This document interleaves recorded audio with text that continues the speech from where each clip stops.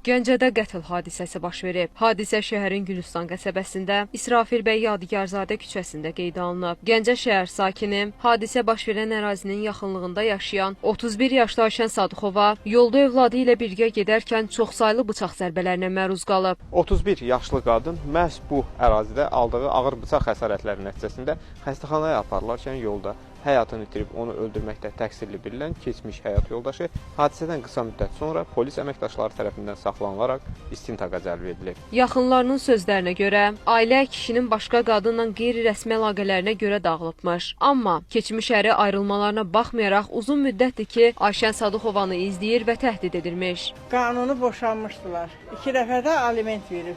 Onun biraz özünün problemi var idi. Çıxıb aradan getmişdi harasa. Kimsə onu tutmuşdular, getdilər zamına götürdülər.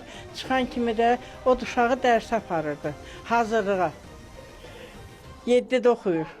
Aparıb qoyub, qaydanda bunu izləyirmişlər.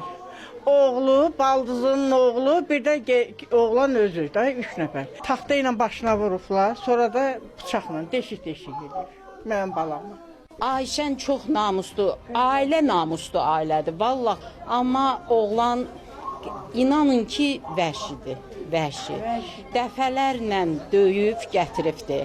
Yığılmışıq, bir təri barışdırmışıq ki, qoy ailə dağılmasın. 2 uşaq var, sonra 3 uşaq oldu.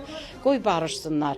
Amma mümkün deyil. Hadisə ilə bağlı dərhal hüquq mühafizə orqanları tərəfindən əməliyyat istintaq hərəkətlərinə başlanılıb. 3 uşaq anası olan 31 yaşlı qadını qətlə yetirməkdə təqsirli bilinən onun keçmiş həyat yoldaşı 42 yaşlı Ramin Əliyev polis əməkdaşları tərəfindən saxlanılıb. Hadisə ilə bağlı Gəncə şəhər prokurorluğunda cinayət işi başlanıb. Araşdırma aparılır. Rasim Əziz, Fərrux Qafarov, Fidan Əsədli, Xəzər xəbər.